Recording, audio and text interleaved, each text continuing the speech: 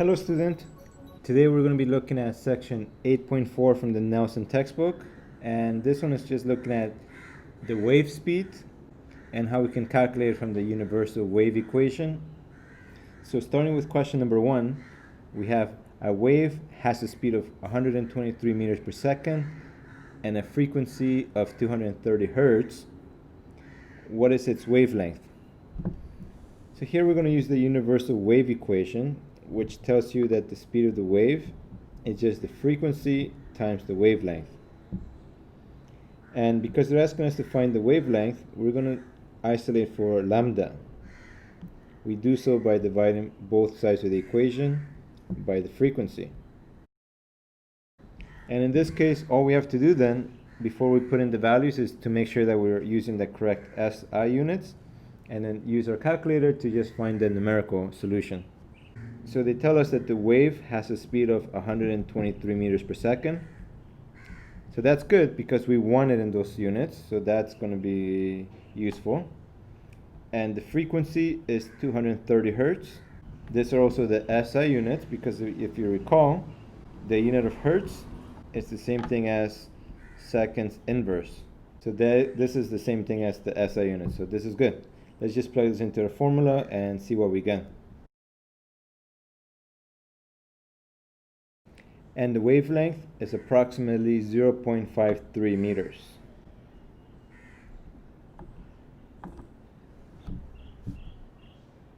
For question 2, we have a guitar string has a tension of 37 newtons and the linear density is 0.03 grams per meter. What is the speed of sound along the string? So first, let's write down the formula to calculate the speed where it depends on the tension and the linear density. So the speed is the square root of the tension force divided by the linear density.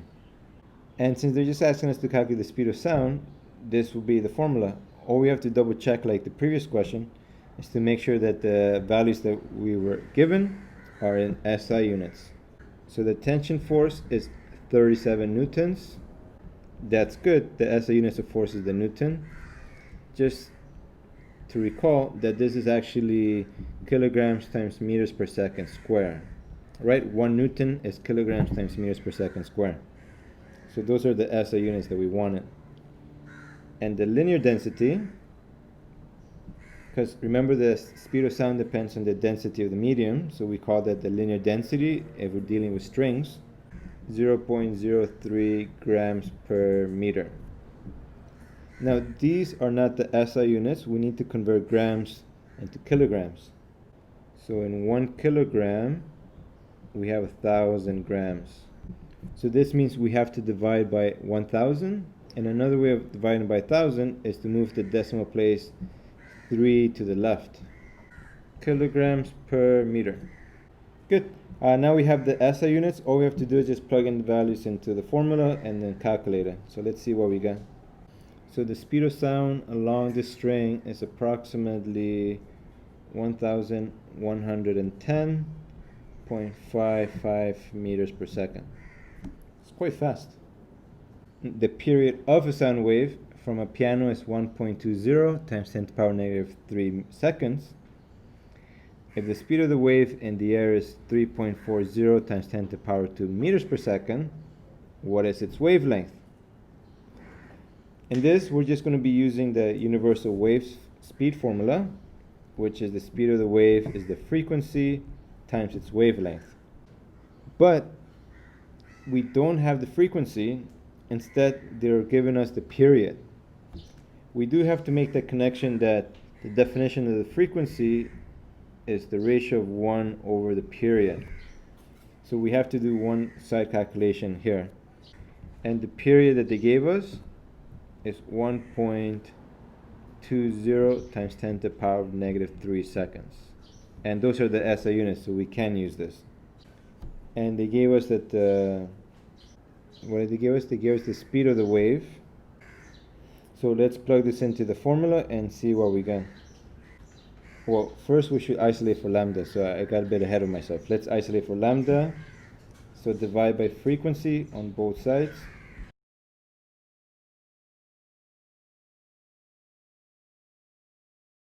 and we get approximately 0.408 meters.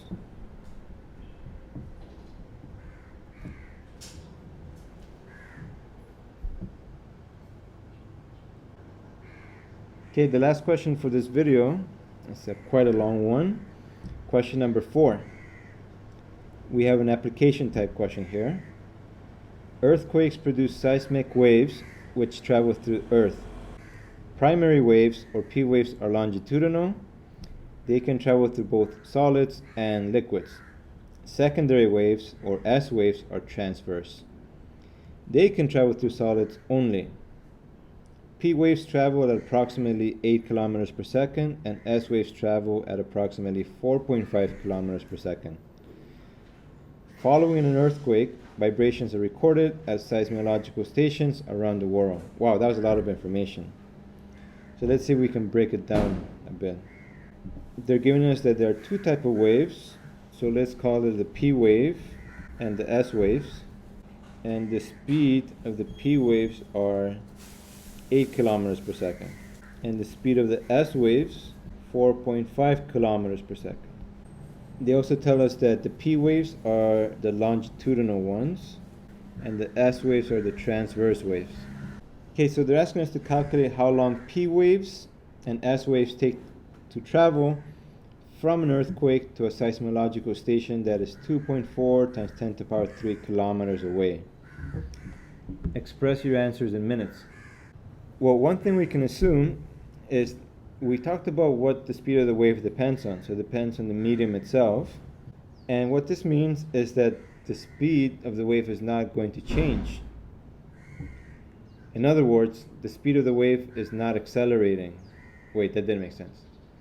Yeah, the wave is not accelerating, so the speed of the wave remains constant. And whenever you have no acceleration, we can calculate how long something will take to travel by using speed equals the distance over the time.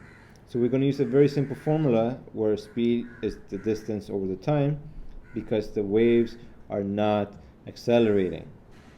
And because they want us to calculate the time, we can isolate for the time from this equation, multiply both sides by the time, and then divide both sides by the speed.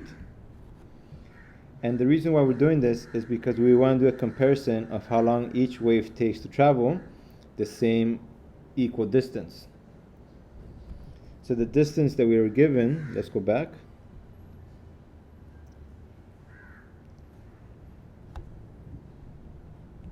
So the distance was 2.4 times 10 to the power 3 kilometers, and we want to see which of these two waves is going to get there in a shorter amount of time.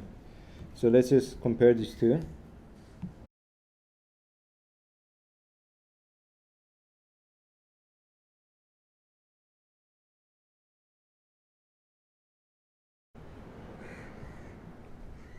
Okay, so the time that it takes for the P wave, it's approximately 300 seconds. And the time that it takes the S wave, 533.3 seconds. Now recall that they were asking us to find the time in minutes, so we need to convert this into minutes. So in 1 minute, we have 60 seconds. So let's convert both of them.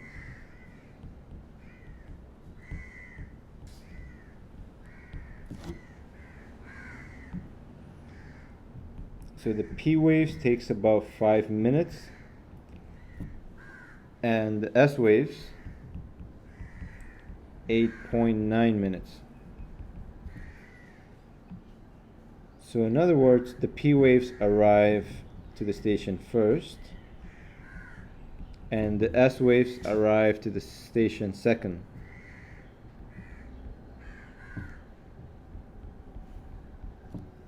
Part B was asking us, why do you think that transverse waves are called secondary waves? So the secondary waves are the transverse waves, so the S waves. And we saw that those actually arrive second.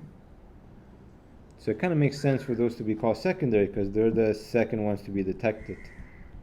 I assume. I'm not a geophysicist. Whereas the P waves arrive first, that might be why they are called primary. And part C,